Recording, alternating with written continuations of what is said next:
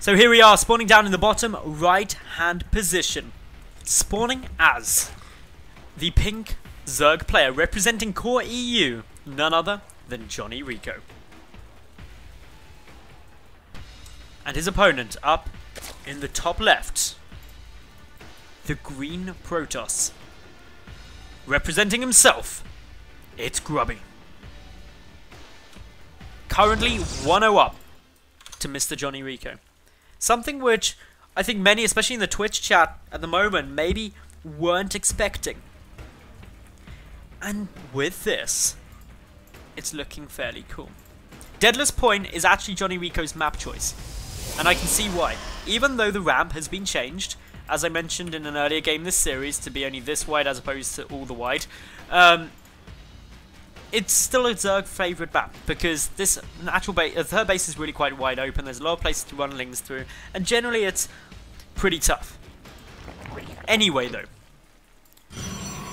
looks like we're going to be getting some fairly interesting play out of Grubby. He's got a Forge coming down nice and early, perhaps realising that Rico, I may be wrong here, but I'm 90% sure Rico opened hatch first in the last game, and so maybe trying to punish that. For the moment, Rico hasn't done that though, and he is going pool first. This is the correct response, even if he doesn't know it. Knows that maybe we could see Grubby go for something a little bit cheesy, a little bit aggressive, and it seems that way. Grubby isn't all out of this yet. Once he sees that there isn't a natural base down, more likely than not, he'll just go, yep, not going to be seeing anything along the lines of a cannon rush. I'll just get down my Nexus and expand nicely.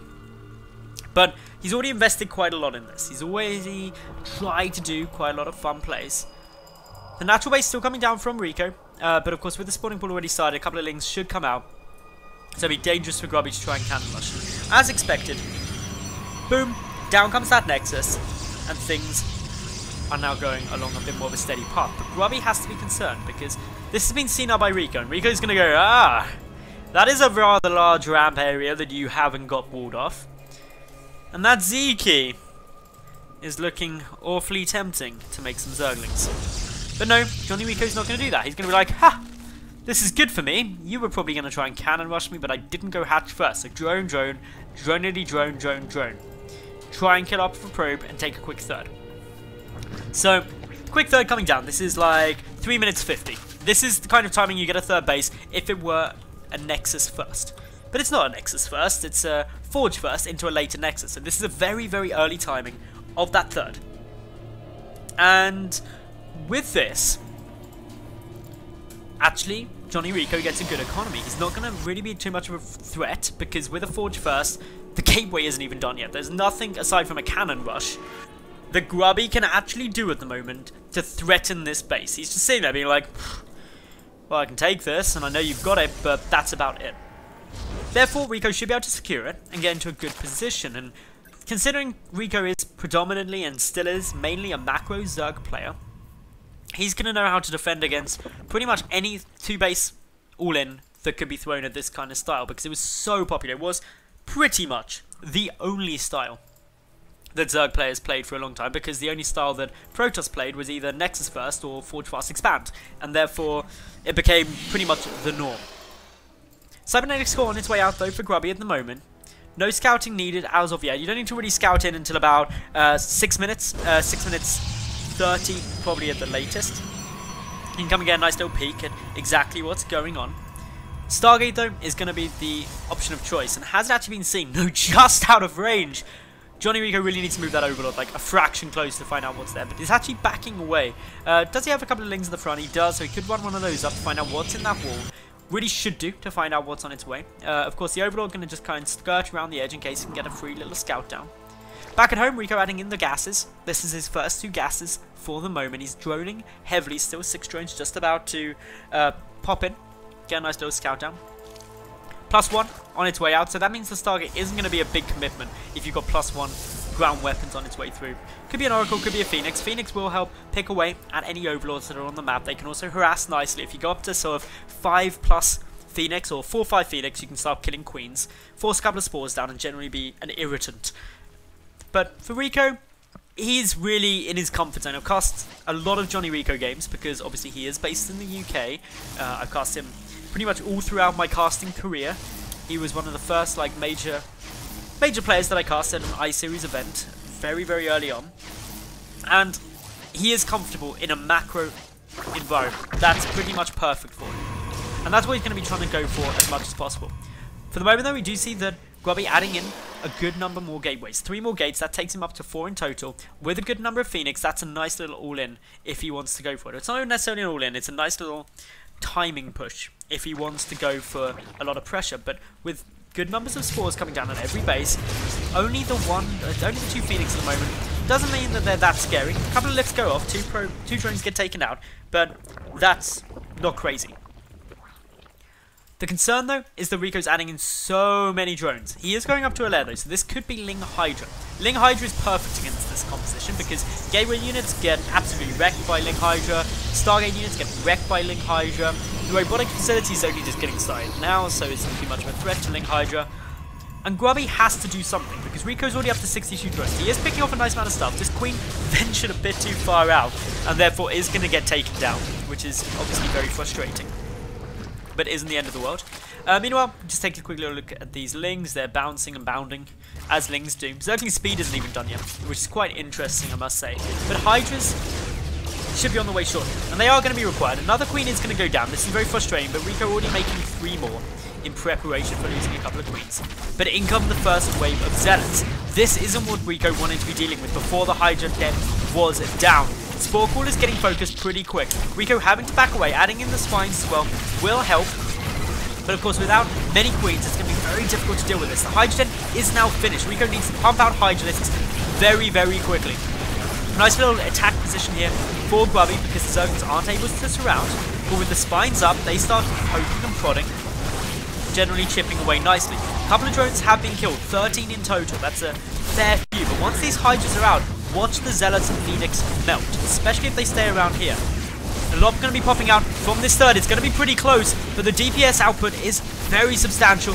The hatchery should fall, and that's a nice little pick off for Grubby. Getting that third is exactly what he would have been looking for. Being able to take that down means that REcco's economy has been hurt, but as we saw last game, it does not necessarily mean that it is all over. One lone Zergling takes out Probe but doesn't stop the Nexus going down. The hatch getting remade pretty much instantly, but REcco's still up at a decent drone count and with good tech. 3 more gateways over on Grubby's side and the robotics bay mean that we're going up into Colossi. Colossi are essential against Ling Hydra because Ling Hydra demolishes anything but splash damage. And splash damage can be either the Colossi or the High Templar with Storm. But you needed to take out the Hydralisks. They are just such underlings, to be fair, as well.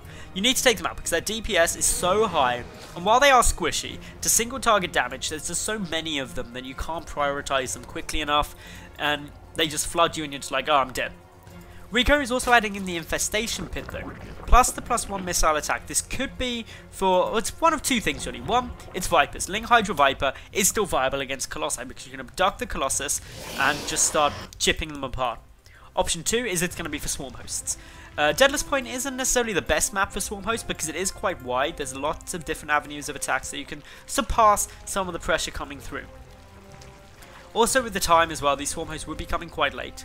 Otherwise though, this is looking like a fairly cool game now. Grubby is in a little bit of difficulties, and remember he's a game down, so if he wants to advance forward he has to win this map to take it to the ace. REcco though, he's not in the most comfortable spot either, because his third has only just been remade. He's still getting harassed by these Zealots. He's lost 13 workers, and he's saying a pretty equal economy to Grubby. He needs a 4th base. That's what REcco's going to be trying to fish for. The Infestation Pit has been finished now for quite a while, but no hive started, no enduring locusts or anything like that, so not quite sure what that's going to be used for as of yet. But Hydras are out in the plenty, but there's 2 Colossi. And 2 Colossi simply mean that the Hydras alone don't have an option to push in now. They would just get annihilated by the splash damage, especially with the +1. There comes some Swarm Hosts though, and this means that REcco is going to be playing this for the longer game. Going to be trying to go for some very cost-effective trades. These Phoenix picking apart a few of the Overlords. Nice little spread on these Hydras for the moment. The Nexus taking actually a good chunk of damage. The Colossi not in a great position to defend this. They don't want to engage down since there's so little support for them. And if Grubby loses his Nexus, he's going to be in trouble. He's trying to push away a flank of these. The Hydras, though, quite sizable in number. Focusing the Nexus, it's getting very low. Just get taken down.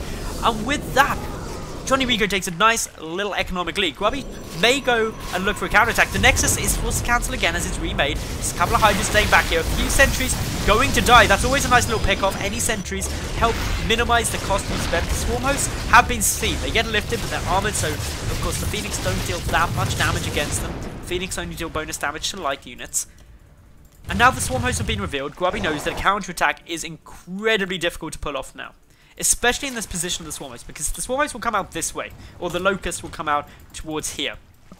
The reason that's the right way to send them is because then you cover your natural, and if anything comes to the third, we just redirect the Locust. Fine. This is very, very tense now for Grubby. His economy is not looking good. He's supply blocked. He's got basically no support for these Colossi. So while the Colossi can deal with the Locust alright, the Locusts are free, and they just keep on coming, and coming, and coming, and coming. And will just whittle away at anything they can get. Their little... What do they even shoot, Locusts? That's what I don't know. I need to know this sort of thing. Okay, so Locusts shoot... Oh, I can't even see. Aren't they like acid spines or something? Acid spin. So anything the Locust acid hits is going to start taking some pretty sizable damage, actually. So Grubby's trying to apply this pressure. He's going to be able to force cancel at the third base, which is really nice. And, well... A couple of good transfuses should keep the Queens up for the moment, with Lings coming through as well. These Zealots looking less scary. The Hydras as well, going to be able to take out a lot of this damage. The Phoenix, of course, pushed back by the Queens. And REcco looking to try and secure up his fourth. Grubby, though, as well. He's already got his fourth coming down. It's about half done. His third is obviously back up. But the Swarm host count getting a lot higher. We're also seeing a Spire being added in. And with the Spire being added in, that's where you start looking to get some Corruptors out to deal with these Colossi. And once you start getting that sort of composition, it becomes terrifying to deal with this Protoss. Deadless Point isn't necessarily the best map for Swarm hosts, as I mentioned before, because it's so wide. It's difficult defending this fourth and also out, obviously, on third and natural base. And that's why we're seeing a lot of movement of these Swarm hosts. The Locusts, though, coming in. They do stream past. The Sentry gets taken out. And remember, that's a Sentry for free. Nothing has been lost by REcco as of yet. He's still losing a bit more resources than Grubby. Some good force fields mean that Grubby's just going straight up against these Swarm hosts. The Locusts do spawn, though. Should allow most of the Swarm hosts to back away. In total, there's still 15 on the field, but the fourth base of JonnyREcco could very well go down. A Colossus just fell there. But the Colossus count still very, very high for Grubby at the moment. He's sitting up at what is now 7 Colossi and still pushing on in. REcco's not able to secure up the fourth, and that's going to be quite problematic. This mass Colossus style supplying all the splash Grubby needs to try and deal with the Swarm hosts. But he's got very little gateway support for them. So, as more and more Swarm hosts come through, as these Corruptors come through, the Colossi are probably going to get forced back. So, the Queens, the Corruptors, everything moving now forward. Going to try and start taking out these Colossi, focusing the Mothership core first, because that's the option of the mass recall. Yes, there's a couple of Stalkers down here, but the Locusts on the ground working through them. There's not really very many, not too scary to these Corruptors. The Colossi getting taken down fairly quick, 4 remain. The fourth base for Grubby is up. At the moment, JonnyREcco doesn't know about... no, sorry, I take that back. Grubby has had that scouted. Now, waiting to see exactly what REcco decides to do. He's adding in more drones now. And these drones are an interesting choice, because he's already up at... Okay, with that he's up at 69 drones, so that's a good drone count. His main base, though, pretty much mined out, so he needs to actually start moving these. And, well, not too much else going on as of yet. Grubby's +3, ground attack is about to come through. And with that, he should be able to start dealing with these Locusts quite efficiently. Another fourth base attempting to get taken here by JonnyREcco, but it gets scouted by a handful of Zealots. They're going to start chipping away, and with the +3, they're actually able to outdamage a building Nexus. Albeit very slowly, but eventually it'll go down. REcco's still trying to push up against this army. Grubby maintaining as much map control as he possibly could. Trying to prevent a fourth base. And while he's preventing a fourth base, that's very difficult for REcco. Although REcco is now going for that Mutalisk tech switch. 11 Mutas coming out, but there's 22 Stalkers with Blink, with +3. And the Fleet Beacon being added on. Has Grubby actually scouted? Well, Grubby knows the Spire down because, of course, the Corruptor's there. So he's kind of preempting that this could be on its way. There is, however, only the single Stargate. And therefore, with only a single Stargate, he can't produce that many Phoenix. But with a good number. If they're seen early, obviously that'll signal Grubby to produce more Stargates. In they come. They're going to start chipping away, but straight away one gets taken down. This is a little bit annoying. These Stalkers are in a tough spot though and are backed into a corner. They're going to try and basically blink out the way of these Locusts as quickly as they can, but lots of Zerglings already picking away at them. Quite a few workers are getting killed. Already a lot have been taken down. Stalkers blinking up in towards the main base. The Locusts not able to close up the distance as of yet. The Mutalisks have to be careful. They can get focused exceptionally quickly, but it's the Spire that Grubby really wants. If he can get that down, he immediately eliminates the threat of any more Mutas. And with only 7 down on the field, they're not too scary yet, but he's not going to get that. +1 air attack comes through there for JonnyREcco. The Zerglings and Mutalisks should be able to clean that up, but most of the attention from Rico is now looking at these Colossi moving forward. The Corruptors, though, head on in. They're going to be able to take down these Colossi fairly quickly.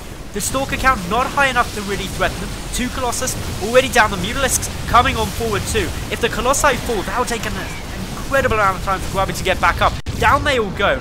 And while Grubby has got 4 bases up and running, while Grubby does have Tempest in production, and he's adding in a whole heap more Stargates, the problem for him is that the army of JonnyREcco is here now, and this is going to take a long time to get out. Even with, of course, Grubby's good bang, it's not exceptional. It's not like he can just suddenly start up with 5 Tempest immediately. The Tempest as well, while they have good range, they do need some support because the Corruptors and Mutalisks will be able to trade against them very quickly. JonnyREcco now starting to go to work on this probe line, able to start taking out these Nexi as quickly as he can. A couple of Stalkers coming over, and there's not that many Mutalisks. 19 Mutas up against 20 Stalkers, but a lot of the Mutalisks only just now spawning. So, just being a cautious approach now from Rico. The Blink Stalkers spread out quite nicely. Rico gonna lose a couple of the Mutalisks as we try and back away. But for the most part, Grubby able to keep this up. He's lost a couple of workers there, 9 to 25 workers killed. But to be honest, Grubby's still in this. He's got a good economy, 74 probes to 58 drones. That's really nice for him. He's also up in upgrades. 3-1 up against, sorry, 3-1-1 up against 1-2 attacks for ground and +1 air attacks. +2 air attacks also on its way through. And oh my goodness, Grubby adding in Graviton Catapult. Is he actually going to be going for some carriers? That would make him my hero. Interestingly, he doesn't have Ana and Pulse Crystals, so no Phoenix range upgrade to aid with these Mutas. The Phoenix are going to be quite a tough choice to make work anyway, because of the Corruptors that are already in position. Corruptors really deal with Phoenix very effectively. A couple of Pylons trying to get taken down here. Stalkers coming back. The Mutalisk count sitting up at 20 currently, but not the largest number you've ever seen, but it's the flank of Zerglings that could be problematic. Queen's also sitting in there, and well, it's worth looking at the resources lost too, because Rico now trading fractionally more cost effectively than his opponent, and he's got his 4th base up. But this is nowhere near a 1 game. The Phoenix count's skyrocketing. If Rico keeps committing to just Mutas and not some more Corruptors, which he's now doing, he would run into difficulties. But with the more Corruptors coming through, this mass investment in Phoenix may not be the best choice. They're trying to pick off a couple of these Swarm Hosts. Not doing so well with it as of yet. +1 air weapons already done. +2 air weapons on its way through for Grubby. That's going to help him with these Phoenix. But up against Corruptors, not going to work too well. We do now have Ana and Pulse Crystals on its way, and that makes me think Graviton Catapult was a misclick. Grubby up to 172 supply, sitting at 18 Phoenix. But these Phoenix are somewhat limited in how effective they're going to be against JonnyREcco's army, especially as the Corruptor count gets higher and higher. So we're now 26.5 minutes through this game. Rico's been trying to pick off bases here, there and everywhere. He's still down in the worker count, but is taking the top right-hand base as his 5th. Needs to keep expanding, needs to keep trying to do as much as he can with this. A couple of Lings going to be making their way up into the main base, or into the natural base at least, working away at a couple of probes, being a tiny bit annoying, but with so many Phoenix, the lips can just keep coming down and picking that all off. Nice here by JonnyREcco adding in Pathogen Glands. And the reason I'm saying that's nice is because what we're seeing is a huge investment in Phoenix. What do we know about Phoenix? Pub quiz time. Phoenix are fast and agile, and they kill things by kiting them. Fungal growth does what, ladies and gentlemen? Aside from a little bit of damage, it roots units in place. That means the Corruptors and the Mutas and everything else can just get on top of the Phoenix. And the reason Phoenix beat Mutas isn't because in a head-up fight they win. It's because they never get up in a head-up fight. They just kite the Mutalisks all day, all night. And that's annoying. The Corruptors coming in are going to get a couple of shots off. Of course, the Phoenix will annihilate the Mutalisks. Because, of course, there's so many of them here now. There's a grand total of 24, 25 Phoenix on the field. They just dish out a lot of damage. But, of course, the first Infestor's now popping. One big fungal. It is down. Has been seen. There's the fungal growth, and this is where the problems come. Chain fungals are going to be on their way. This forces an engagement now. Can the chain fungals keep on coming? Another fungal growth will be needed. All of the Phoenix get caught here. JonnyREcco dishing out a large amount of damage. The Stalkers underneath the majority of this army. The Mutalisk count has been annihilated, and with that, the Stalkers get on in. GG is called, and Grubby wins the game by taking out those Mutalisks to level out the series 1-1.